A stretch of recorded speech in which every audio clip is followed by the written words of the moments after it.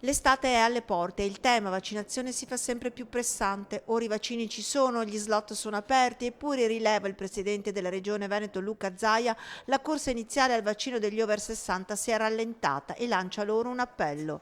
Abbiamo 52.018 spazi in agenda che ad oggi non sono occupati.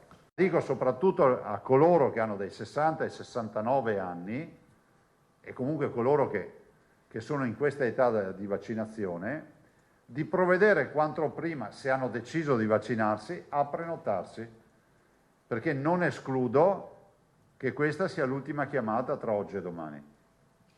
Dopodiché apriamo una nuova categoria vaccinale. Un invito pressante anche perché con l'apertura anticipata ad un'altra fascia di età, quella più corposa degli over 50, i sessantenni e i settantenni non avrebbero vie preferenziali, finendo in una sorta di mare magnum.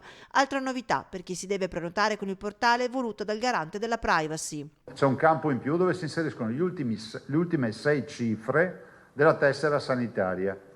Questo ci è stato detto per evitare che qualcuno si costruisca il codice fiscale e va a fare hackeraggio e intasare di servizi. Vaccinazioni che in Veneto viaggiano ad un ritmo di oltre 41.600 al giorno, mentre il magazzino vede in casa 190.000 vaccini ed in arrivo altri 29.000 di Moderna. Sulla lunga giornata di martedì in quinta commissione sanità, Zaia preferisce non parlare, ma spiega di aver chiesto che il suo verbale della seduta venga trasmesso in procura.